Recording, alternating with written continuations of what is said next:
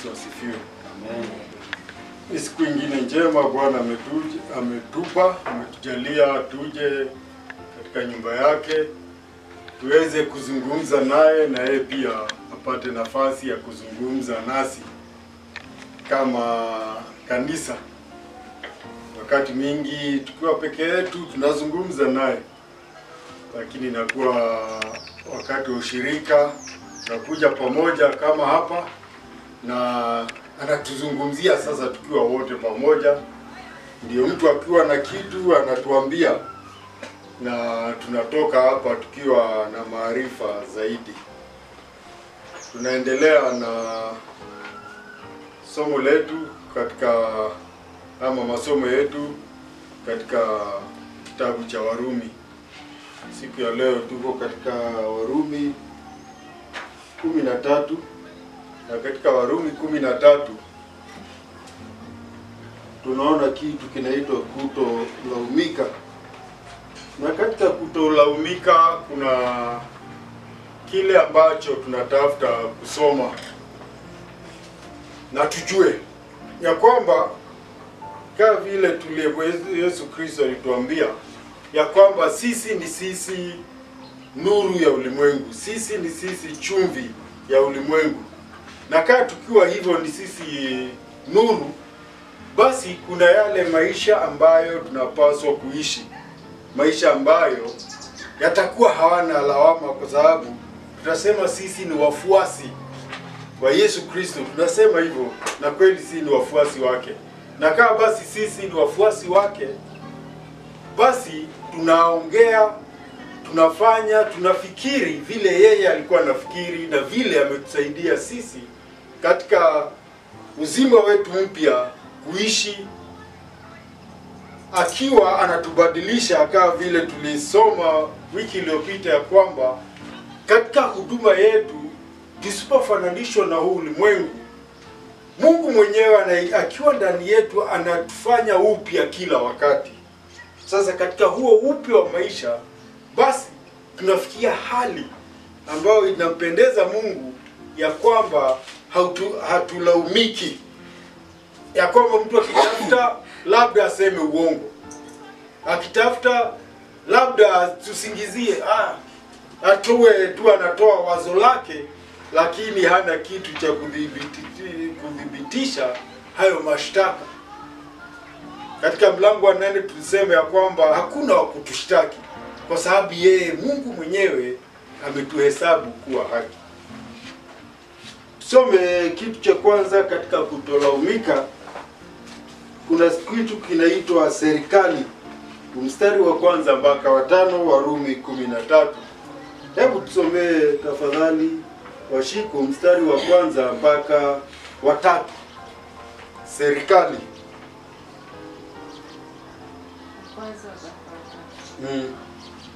Kila mtu na aitii mamlaka iliyo kuu, kwa maana hakuna mamlaka isiyotoka kwa Mungu, na ile iliyopo imeamriwa na Mungu.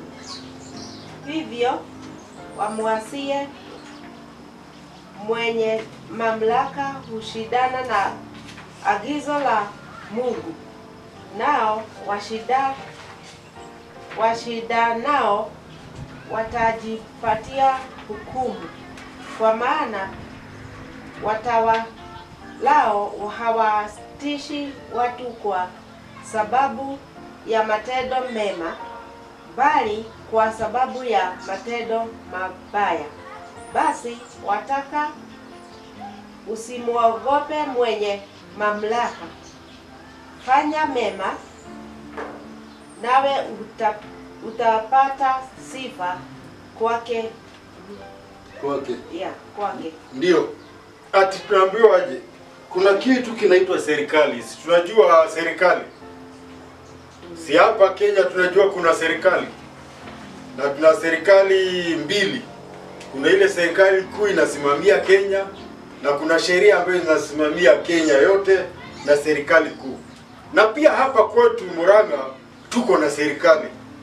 Na hiyo serikali ni ya kaunti hii yetu ya Murang'a, na hiyo pia iko na sheria zake na iko na mamlaka. Lakini sasa mtu akija kutoka Kiambu hapa Murang'a haizi kuja na serikali yake ya Kiambu, atakuja atatii mambo ya hapa. Akiambiwa Murang'a siku ya Jumatatu tunafanya hivi, hata sema hapana, kwetu tunafanya Jumanne. Na ndio tunaambiwa kwamba ni lazima tutii mamlaka ya kiserikali. Hayo ndio yanaitwa mamlaka makuu, kwa sababu kuna serikali mahali tuko. Na tunaambiwa kwamba mamlaka yote yanatoka kwa Bwana Mungu.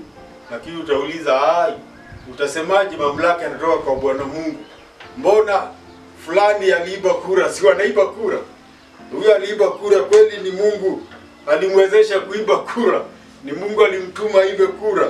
Tunaweza kuuliza maswali kama hayo, sio? Lakini kama mtu yuko katika afisi, kuna njia ya kumgondoa kama kweli hakupata kwa njia halali, si ndio? Lakini akiwa yuko, Mungu ameruhusu. Na utauliza, Mungu kweli anaweza karuhusu? Ni yeye ameruhusu huyo mtu. Sasa ni swali nzuri, lakini pia hilo swali katika maandiko tunaambiwa ndio. Kwa sababu tukikumbuka hata zamani zake Mungu, tunaambiwa ya kwamba kulikuwa wafalme tofauti tofauti na serikali tofauti tofauti. Lakini Mungu akizungumza habari za Wakaldayo walipokuja na kushambulia Israeli, hata kabla hawajashambulia, alisema Mungu mwenyewe ya kwamba mtumishi wangu Nebukadreza, ni Mungu anamuita mtumishi wake. Kusema nini? Ya kwamba hakuna mtu anaweza zaidi ya Mungu. Hata serikali iwe ni mbaya namna gani, Mungu ameiruhusu, na ameiruhusu kwa sababu fulani. Sasa tunaambiwa basi tuitumikie. Na tunaambiwa kwamba sisi wenyewe tusipofanya hivyo, tujue kuna hukumu. Tusipotumikia serikali na tusipotumikia mamlaka ambayo yako juu yetu. Ndio sababu kama ni huku kwetu, chifu akikuita, huwezi ukasema mimi sitaenda. Usipoenda, tunaambiwa ana haki ya kukuchukulia hatua.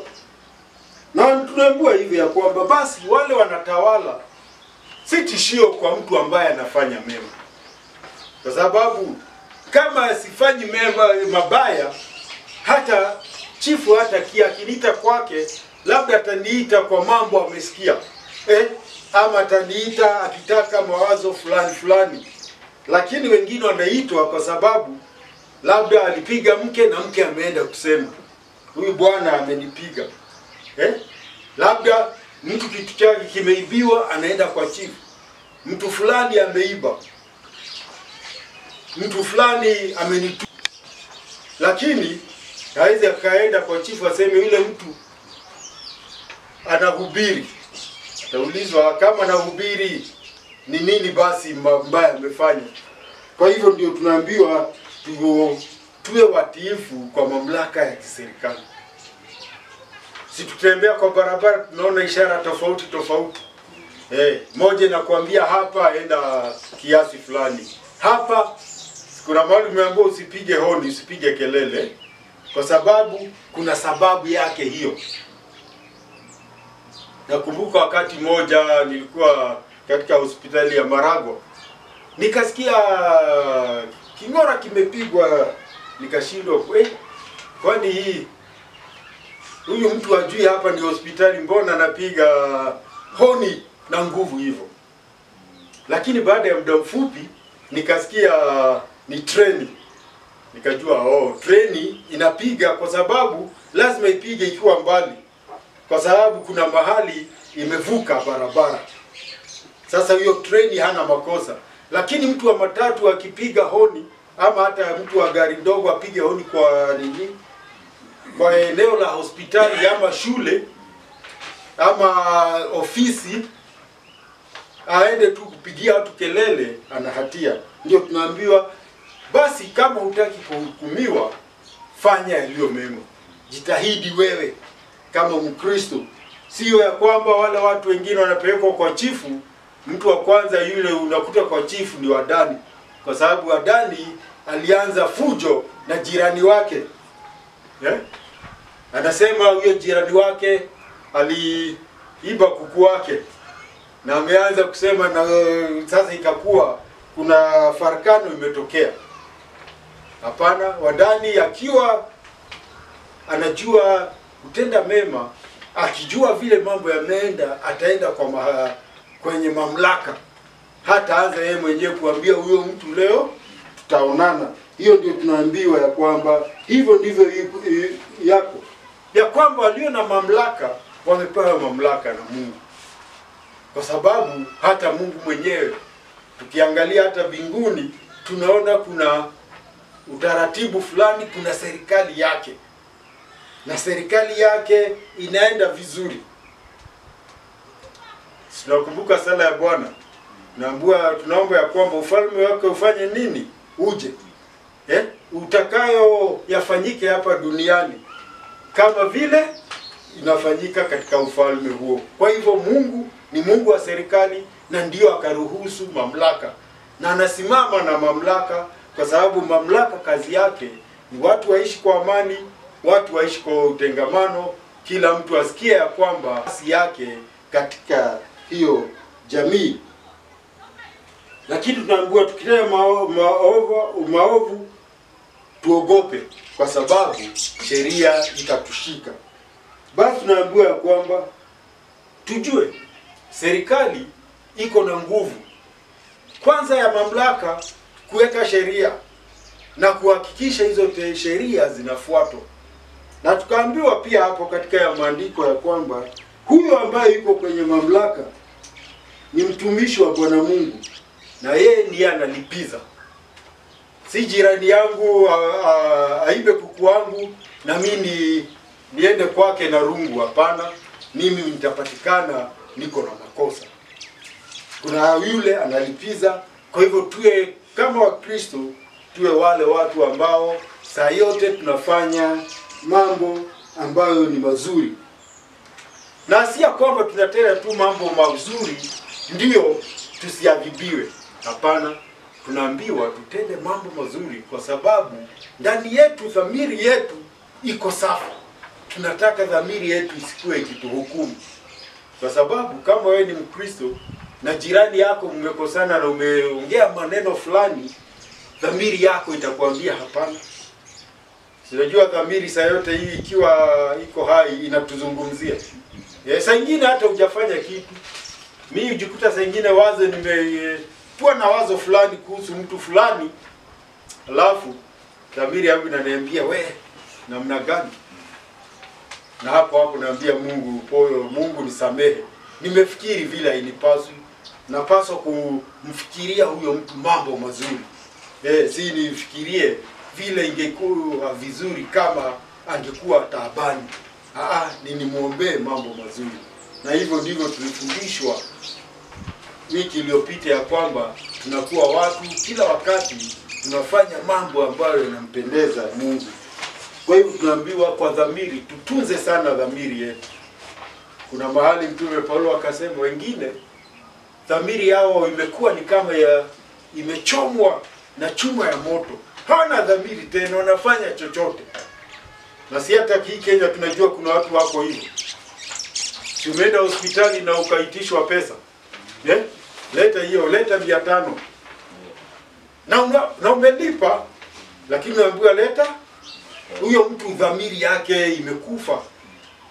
Hajali dhamiri yake, anajua ni makosa. Hata ukimuuliza ni haki hiyo unafanya, labda atakwambia wewe uliza tu maswali lakini ngoja hapa. Kwa hivyo dhamiri yetu tutunze iwe wakati wote iko safi mbele ya watu na pia mbele ya Mungu. Na tunaambiwa katika Danieli ndio tujue kani ya Mungu. Hebu tusome katika Danieli ni 5:18 na 20. Ni nabii Danieli mwenyewe akizungumza. Akilikuwa akizungumza na mtu mmoja aliitwa Belshaza. Na Belshaza ndiye alikuwa Belshaza, ndiye alikuwa sasa mfalme. Mwanaye Nebukadreza amefanya mambo, amekutana na mambo magumu, anataka ambiwe namna gani nitatoka hapa. Sasa Danieli akamwambia makosa yake. Ni hivi, mstari wa 18 unasema, kwa habari zako ewe mfalme, Bwana Mungu aliye juu alimpa Nebukadreza baba yako ufalme na ukuu na fahari na utukufu. Umesikia? Nebukadreza hakuwa mtu mzuri, lakini Mungu ndiye alikuwa amempa huo ufalme, na akampa ukuu, na akampa fahari na utukufu, ya kwamba Nebukadreza akitawala hata watu wa jirani zetu ambao wako nchi ya Ethiopia walikuwa wanajua wako na mfalme yuko mbali, lakini wanamjua. Na sisi ambao tulizaliwa kabla ya uhuru tulikutana na mambo kama hayo. Tulikutana na askari ambao walikuwa kirauni ambayo wako nayo ni ya kule Uingereza, si ndio? Polisi walikuwa nayo. Ni mtu tu kama wewe Mwafrika, lakini crown yake ni ya Uingereza. Kwa hivyo unajua mamlaka yake iko kutoka kwa malkia wa Uingereza. Anaambiwa hivi katika 20, lakini moyo wake ulipoinuliwa na roho yake ilipokuwa ngumu, akatenda kwa kiburi. Huyu ni mtu amepewa utukufu, amepewa ufalme, amepewa ukuu, amepewa fahari, amepewa, lakini sasa akaanza kujiona yeye mwenyewe na kufanya mambo yale yote yeye anataka kufanya. Na siku moja ndio aliota na akaona mti ambao ulimtisha, mti mkubwa ambao alisikia sauti kutoka mbinguni ikisema ukate. Akaogopa. Na Danieli alimwambia. Lakini hata baada ya Danieli kumwambia, yeye alienda kufanya udhalimu na baadaye akajikuta miaka 7 amekuwa mnyama. Sasa aliuzuliwa katika kiti chake cha enzi, nao wakamuondolea utukufu wake. Unaona? Mtu ana nguvu kama vile watu wako na nguvu katika nchi zao, wa viongozi tofauti tofauti, lakini huu uongozi si wao, ni Mungu amewajalia. Dakika moja unasikia mtu fulani, kiongozi wa nchi fulani amekufa. Si tunawasikia? Katika utukufu wake na nguvu zake unasikia amekuwa ameshikwa na ugonjwa, ametolewa mamlakani kwa sababu hawezi. Mungu saa yote anashikilia mamlaka ambayo yako, na yeye anazidi mamlaka ambayo yako. Amen. Amen. Jambo la pili, wajibu. Tusomee mstari wa 6 na wa 7 tafadhali. Kwa kuwa wao ni wahudumu wa Mungu, wakidumu katika kazi hiyo,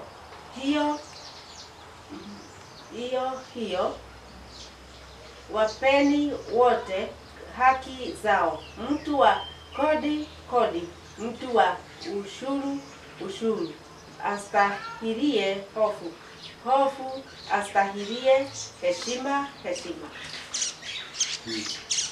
Yana hapa hii 7 ni sawa.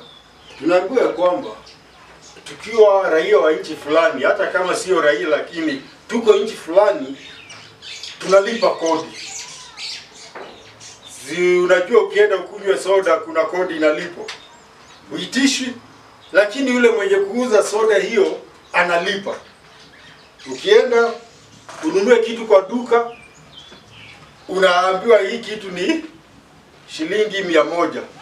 Lakini labda katika hapo shilingi 20 zimekatwa, huyo sio huyo, mpaka kuna mahali zilikatwa. Sasa tunaambiwa hivi ya kwamba hawa ni watumishi wa Bwana Mungu. Serikali inatumikia Bwana Mungu ili kuwe na utengamano, kuwe na amani, kuwe na mipango na miradi ya maendeleo. Basi ndio tunaambiwa, ndio sababu tunalipa, kwa maana wenye mamlaka ni watumishi wa Bwana Mungu. Kwa hivyo kama ni hapa Kenya, rais wetu ni mtumishi wa Bwana Mungu, na Bwana Mungu ni yeye anamtazamia atawale watu wake vizuri. Kwa hivyo kama ni hivyo, basi tunaambiwa wamejitolea kikamilifu, ndio maandiko yanasema. Sasa hapa tutasema hapana, hawa leo hawajajitolea kikamilifu, si ndio? Si tuna ushahidi huo? Kwa sababu ukienda hospitali utakuta dawa hakuna, si ndio? Utaenda uambiwe hapa picha tuko nayo hapa. Utaenda mahali fulani, na usiende pengine, uende mahali fulani kwa Bwana Gibson, hapo ndio utapigwa picha. Lakini matarajio ya Bwana Mungu na wenye mamlaka ya serikali ni ya kwamba watajitolea kikamilifu. Si wamepewa magari, si wamepewa pesa za kutumia, lakini utakuta hawafanyi. Lakini sio sisi, sio sisi tuwaseme, tuozungumze, si tuna wakati wa kupiga kura.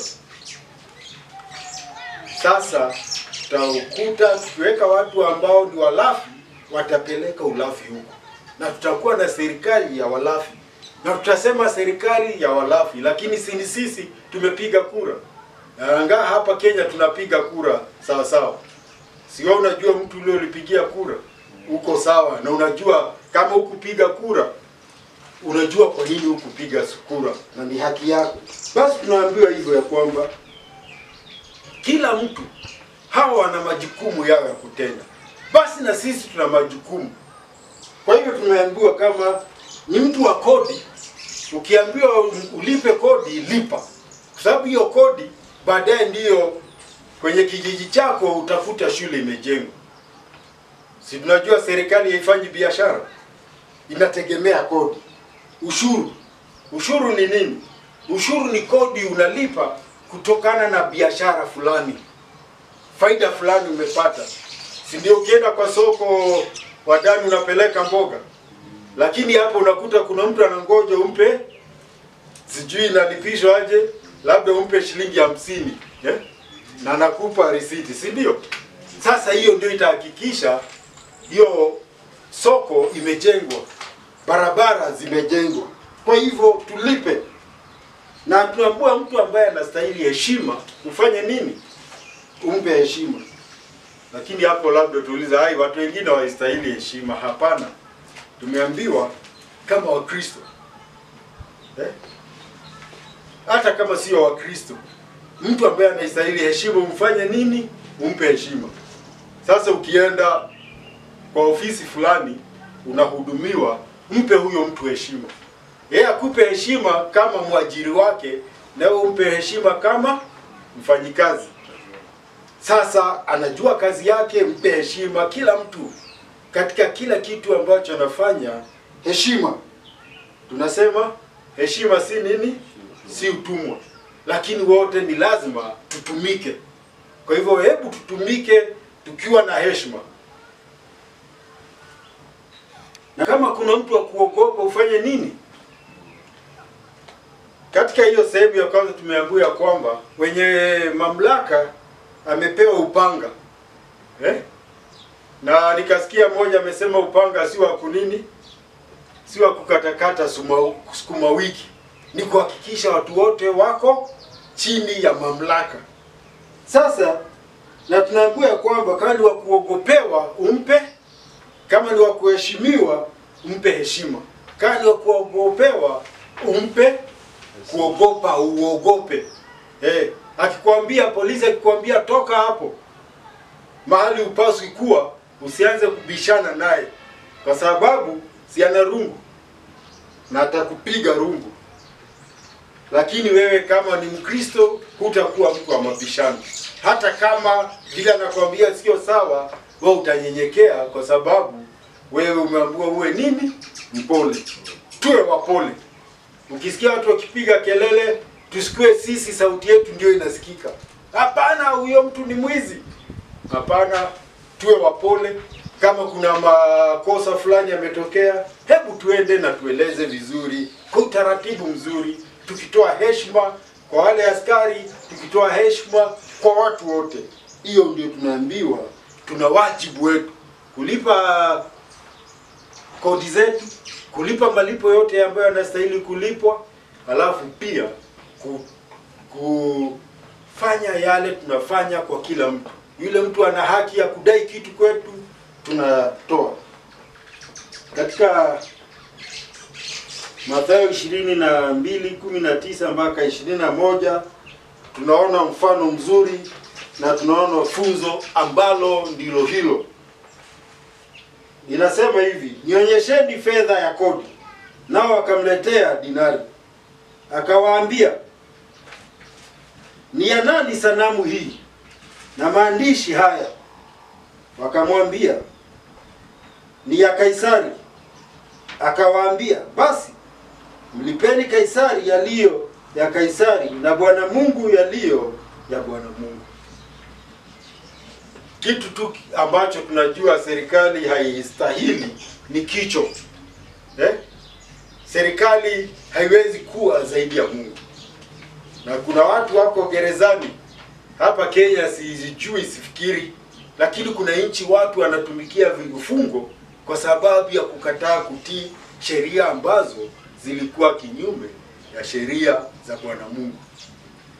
Lakini wakati wa Yesu aliwaambia ni haki kabisa kulipa. Wamesema hawa watu wanadai kodi kwa wale watu wanatawala, na kwa hivyo ni haki. Amen. Jambo la tatu, tunaambiwa kitu kinaitwa watu. Tunaishi na watu. Sisi ni watu, si ndio? Na tunaishi na watu. Na utasikia mtu akiita mwingine ng'ombe. Nakumbuka bwana moja nilimsikia anaita mtu, wewe. Alimuita nyani. Wewe nyani hii. Nilikuwa mahali nimesimama, mtu alikuwa hapo, nikamuuliza, yaani yule mtu hajui tofauti ya mtu na nyani? Na wadani yule mtu ni wa ajabu. Alikuja akaniambia, nimnunulie kitu hapo. Watu walikuwa wananunua nyama. Nikamwambia, wewe nilisikia ukiita mtu nyani, nikununulie alafu mimi ndio uniite nyani? Mambo yako sitaki. Alimuita mtu nyani. Na si hata matusi tunasikia watu wakiitana. Lakini sisi si wa hiyo. Tujue watu ni watu, na tunapa tunaambiwa vile tutaishi na watu. Hebu tusomee mstari wa 8 tafadhali mpaka wa 10. Watu. Si tumeona tunasema kutokulaumika, Kwa hivyo kwa mamlaka, serikali tusilaumiwe na serikali. Ya kwamba watu ambao wanakosea ni sisi. Tusikue wakikuja kutafuta kijijini kwetu, serikali wasitupate, na tujue wajibu wetu kutenda. Mstari wa 8 mpaka wa 10 tafadhali. Msiwiwe na mtu chochote isipokuwa kupendana, kwa maana ampendaye mwenzake ameitimiza sheria. Maana kule kusema, usizini, usiue, usiibe, usitamani, na ikiwapo amri nyingine yoyote inajumlishwa katika neno hili, ya kwamba mpende jirani yako kama nafsi yako. Pendo halimfanyi jirani neno baya, basi pendo ndilo utimilifu wa sheria. Yaani tunaambiwa watu, tumeambiwa mtendee vile wewe ungetaka kutendewa. Umpende vile wewe unajipenda. Kama unajipenda, na sijaona mtu amejitukia. Kila mtu huwa anajipenda na kila mtu anatafuta mambo yake. Tunajua hivyo. Lakini sasa tunaambiwa basi, kama sisi hatutaki kulaumiwa na watu wengine, basi tusiwafanyie jambo lolote mbaya. Tusifanye jambo baya. Na tukaambiwa kwamba hata sheria ya Mungu imejumulisha hayo inaposema nde jirani yako kama vile ungetaka kutendewa, hiyo inajumulisha umtendee kutokana na upendo. Vile umejipenda umfanyie hivi. Usifanye kinyume cha vile wewe ungetaka kufanyiwa ama kile ambacho wewe hutaki. Tunaambiwa katika madeni yetu yote tusiwe na deni na mtu. Ndio wakati mara kwa mara mtu atakukopesha kitu, lakini tusiwe na deni. Kuambiwa tusiwe na deni ni ya kwamba tukiwa na deni tunafanya nini? Tunalipa. Ukija kwangu nikope shilingi 200 uniambie kesho, kama haukuwa nayo kesho, usingoje mpaka nije kukutafuta. Na utashangaa Wakristo wengi hawajui, hawakubali hivyo. Utakuta mtu ana pesa yako na amejisahaulisha kabisa. Amejisahaulisha, hata aongei hiyo. Sasa mimi nikutana na mtu hiyo namwambia, wewe inaonekana ulitaka kuninyang'anya. Kwa sababu ulinidanganya. Wewe uliniambia baada ya mwezi moja nitafanya nini? Utapata siku fulani. Hata ndugu moja tulikuwa na Dave ni shahidi wangu, akaja akanikopa 5,000. Ilikuwa siku sijui ya Jumaa ngapi. Lakini akaniambia ikifika siku ya Ijumaa nitakufanya nini? Mpaka leo sijamwacha hata sijamuona. Hata wakati ule tulikuwa tunakutana, nafikiri alijua masaa tulikuwa tunakutana, siku hizi simuoni. Ndio tunaambiwa deni tu ile ambayo inapaswa tuwe nalo ni upendo. Hiyo tusilipe tuseme mimi nishalipa deni, hakuna mtu ninapaswa kupenda, niliwapenda wote nilimaliza. Kwa sababu tumeambiwa kwamba upendo haudhuru. Tusifanye mabaya kwa mtu yoyote. Na tusifikiri na si kufanya tu, kwa sababu mbele za Mungu hata ukimwaza mtu mabaya kwako imehesabiwa dhambi. Si unaweza ukaona mtu vile na ukasirike na moyoni mwako useme huyo mtu mjinga sana. Simemuita mjinga kwa moyo. Yeye hasikii, lakini Mungu si amesikia. Hiyo ndio deni tunaambiwa tusiwe na deni isipokuwa upendo. Ya kwamba kama kuna kitu nitafanya ni kupenda huyo jirani na kumfanyia mema yote ambayo nina uwezo wa kufanya. Mengine labda atanidai ambayo siwezi, na hiyo sitamwambia ukweli. Lakini nikimwambia hapana, mambo ni magumu na najua ni uongo. Mimi hupenda sana mtu kama amekataa na pesa yangu na anataka zingine, namwambia hapana, wewe sitakupa. Si ati sina pesa. Bwana mmoja akashangaa, kuna mtu alitaka, fundi mmoja alikuwa anafanya kazi alitaka nimuongeze pesa, nikamwambia pesa niko nazo lakini sitakuongeza. Kwa sababu wewe uliniambia ikifika hapa utakuwa umefikisha hapa. Hujafikisha. Na akaona ni kama mchezo na sikumpa. Hiyo ndugu akaniuliza, na mbona ulikataa kumpa? Hapana. Nikimpa atazoea hivyo kusema uongo. Nilimwambia nikifika siku fulani kazi hujafanya nikuongeze pesa kwa nini, na tulikubaliana. Kwa hivyo deni tusiwe na deni. Deni zetu tukikopa tuwe watu wa kulipa. Funzo liko katika Mithali 3:27. Inasema hivi: usiwanyime watu mema yaliyo haki yao, ikiwa katika uwezo wa mkono wako kuyatenda. Ni haki. Umesikia? Vile Mungu anasema ya kwamba wewe kutenda haki, mtu ana haki kudai kitu kwako. Gibson, mtu ana haki kuja kukuomba kitu. Hiyo ni haki yake, ndiyo maandiko yanatuambia. Kwa hivyo usifanye nini? Usimnyime. Lakini akikuomba kitu huwezi, utamwambia hiyo siwezi. Lakini kama unaweza, usimdanganye, umwambie sina. Si ndio watu wanasema, mambo ni magumu, na ni uongo. Sema ukweli, useme hiyo sitaweza. Na sitaweza Gibson kukupatia kwa sababu si nilikupa 200 na ukurudisha. Sasa unataka nikupe 200 nyingine. Hapana, hii nitalipa. Hapana. Lipa hiyo kwanza ndio nijue wewe ni mtu unasema ukweli. Kwa hivyo jambo lingine iko katika Yohana wa kwanza 4:20 nasema hivi. Mtu atasemaje? Ni funzo lingine. Nampenda Bwana Mungu naye anamchukia ndugu yake, ni muongo.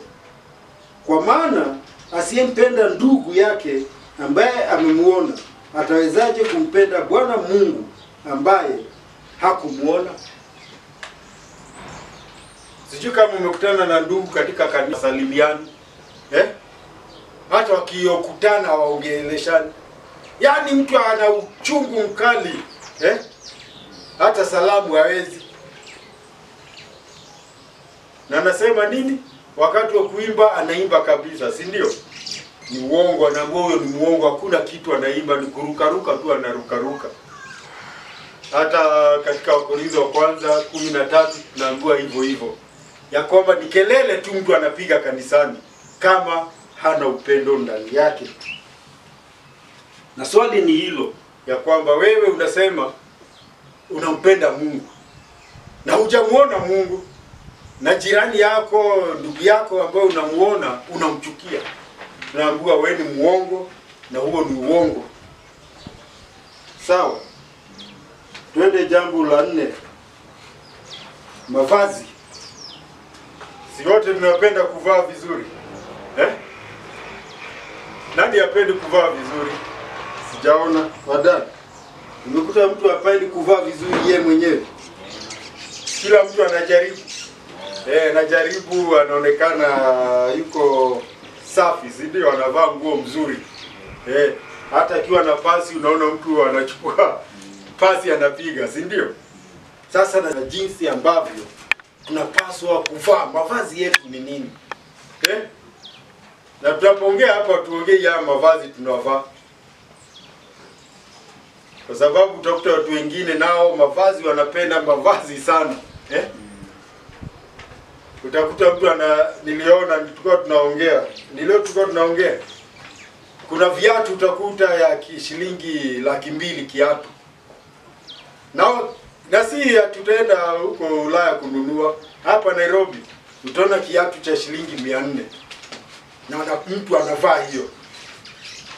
Sasa mavazi ya mtu ambaye amekutana na Yesu, amepata neema ya Mungu, amemwamini Yesu Kristo, anamfuata, ni nini?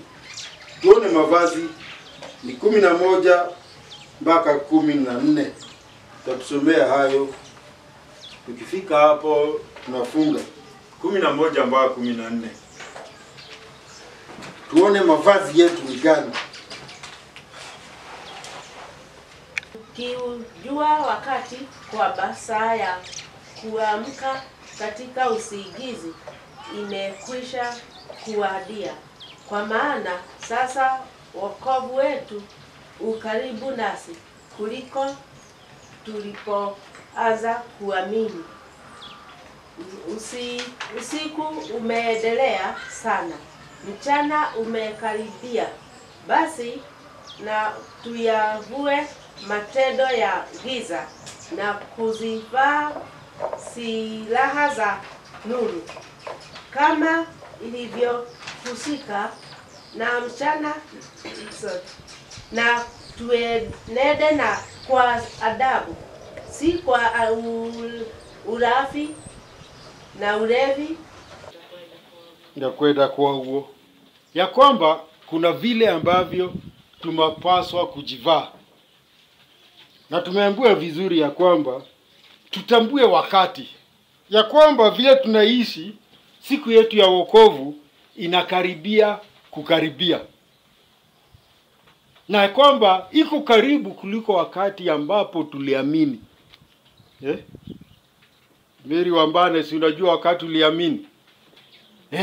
Sasa hiyo wakati umepita, wokovu wako unakaribia. Na kama wokovu wako unaendelea kukaribia hivyo, inapaswa uishi aje? Ndio tunaambiwa kwamba basi unapaswa uishi kama mtu ambaye ameamka kutoka kwa usingizi. Wakati wa kulala umefanya nini? Umekwisha. Si tunajua vile tunalala kila mtu. Lakini vile umelala ndivyo unatoka ukitoka kwako? Hapana. Ukienda shule si kuna vile unavaa. Na ndio tunaambiwa ya kwamba ni lazima tutambue wakati. Tusipotambua wakati tutajikuta tumechelewa. Tumeambiwa usiku umekwisha, umepita sana, sasa kuna karibia. Tuko katika giza bado, lakini tunakaribia mchana, tunakaribia kufikia mwisho wa safari. Kila hatua tunachukua, tunakaribia. Na tunaambiwa ya kwamba ni lazima tuenende kwa adabu. Ya kwamba tumeambiwa mavazi ya giza tuyavue, tuyatoe. Tusiwe na mavazi ya giza. Mavazi ya giza tuyavue, tuyatoe, tuwe sisi si watu wa giza tena. Alafu tumeambiwa tuvae silaha ya nuru. Yaani tuvae nguo ambazo zinaambatana na mchana. Si tunajua usiku watu wanafanya mambo ya ajabu. Lakini mchana watu wanafanya mambo ya adabu. Sasa tumeambiwa tuenende kwa adabu kama wakati wa mchana. Vile si hata mtu mchana anakuwa na adabu mzuri kuliko usiku. Sababu usiku unajua hakuna mtu anafanya nini, anakuona. Hata utaenda mahali pembeni ufanye kitu ambacho mchana huwezi ukafanya, si ndio? Sasa tunaambiwa hivi, tuepuke ulafi. Ulafi si ni tamaa ya chakula. Na si chakula tu, ulafi ni njia nyingi. Ni kutokutosheleka na mambo. Unasikia tu, unasikia. Unasikia tu upate. Wengine ni walafi wa pesa. Si tunasikia watu wameiba mapesa. Unasikia mtu aliiba bilioni 1. Unasikia bilioni 3 hazijulikani kule zilienda. Na si ati hazijulikani. Zikifuata inapatikana kuna mtu alizibeba. Tuachane na hayo. Tunaambiwa ulevi, uasherati, tamaa, ugomvi na wivu. Utakutana na Mkristo na ni mgomvi sana. Saa yote utasikia wanateteshana na mtu. Wewe hapana, wewe ulisema nini? Hata kitu ambacho ni kitu rahisi, unasikia kuna watu wanapenda ugomvi. Wanafurahi wakigombana. Hiyo tuache. Na wivu pia. Na wivu tena ndio kazi moja mbaya sana inafanywa na Wakristo. Utakuta Mkristo yuko kanisani lakini ana wivu. Wivu wa nini? Unaona fulani, kwani nani tu ni anaongea? Washiko tu ni anaimbisha, hata mimi naweza? Hapana. Kila mtu aangalie yake. Na ukiangalia yake tutosheleke. Tuwe watu hatutaki ugomvi na hatutaki wivu. Hapana, tumeachana nayo. Kwa sababu tunaambiwa ya kwamba ni lazima tumvae Bwana Yesu Kristo, wala tusitunze tamaa za mwili. Tumvae Yesu Kristo. Na kumvaa Yesu Kristo, na Yesu Kristo si nguo, tutamvaa namna gani? Tutafuata mambo yake. Tutaishi alivyoishi. Na aliishi sana kwa unyenyekevu mkubwa. Nakumbuka wakati mmoja Washiko lituliza swali, ati Yesu Kristo alisema yeye ati viongozi wa dunia wanapenda kutumikiwa, lakini yeye alikasema aliye mkuu kati yetu awe nini? Mtumishi, awe wa kutumika. Lakini tutakuta siku ya leo hatutaki kutumika, tunataka kutumikiwa. Na utasikia kuna heshima ya mtu fulani, ati hiyo ni reverend. Na wanasema reverend haizi kula chakula haina nini? Haina nyama. Hiyo ndio tunaambiwa kumvaa Yesu. Kuna mahali ulisikia Yesu akisema chakula chake? Kama kuna chakula litaja wakati mmoja chakula alisema ati chakula changu ni kutenda mapenzi ya Mungu. Sinakumbuka akiongea na ule mwanamke Msamaria. Alipoletewa chakula akasema hapana, mimi tayari nimekula, tayari nimeshiba. Wakashindwa, huyu hapa nani amemletea chakula? Kuelewa mawazo yao akawaambia chakula changu ni kutenda mapenzi ya Mungu. Basi vile tunatetea chakula na tunataka mambo yetu, je, tukifanya hiyo bidii tuielekeze kwa Mungu, si tutakuwa kama Yesu? Kwa sababu Yesu katika mambo yake hukukuta mahali ulikukuta mahali alikuwa sokoni akinunua kitu. Hapana, umempata mahali alinunua kitu sokoni? Ama alikuwa akibishania na mtu kitu fulani? Hakuwa na wakati huo, kwa sababu yeye alijua kusudi. Na hata sisi tusipoteze wakati na mambo ambayo hayaambatani na mavazi ambayo tumevaa. Mavazi yetu ni Yesu, maneno yetu yawe ya Yesu, mawazo yetu yawe ya Yesu, matendo yetu yawe ya Yesu. Yakiwa hayaambatani na Yesu, basi hatujamvaa Yesu Kristo. Tunatembea sisi wenyewe, natembea mimi kama mimi, nafanya mambo kama mimi. Hiyo haifai.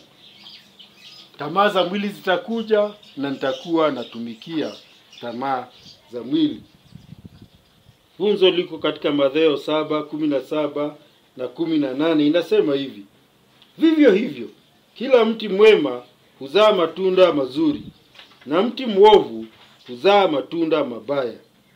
Mti mwema hauwezi kuzaa matunda mabaya, wala mti mwovu kuzaa matunda mazuri. Ya kwamba tukiwa wabaya, matunda yetu yatakuwa mabaya. Ukienda kwa mwembe, hutakuta mwembe. Ushawahi kukuta mwembe uko na miba? Ama maembe yametoka yana miba? Hapana, kwa sababu mazao ya ukienda kwa mwembe unajua kile, ukienda kwa mchungwa unajua kile unatafuta. Na hiyo ndio tunaambiwa basi sisi mavazi yetu yawe mazuri, na tukiwa hivyo hakuna mtu atatulaumu. Tukiwa haya mambo tumeambiwa tumejiepusha, watu watasema sisi ni walafi kama sisi walafi. Si hata mtu akiambiwa we ni mlafi atakutetea. Aseme hapana, Wadani namfahamu, Dave najua. Huyo Dave anapenda pesa sana. Nitasema hapana, huyu Dave namjua.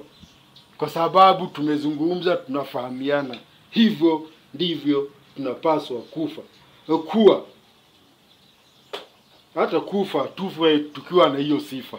Nimesema kufa, nitaka kusema kuwa. Lakini hata tukifa, hebu tufe tukiwa na ushuhuda mzuri.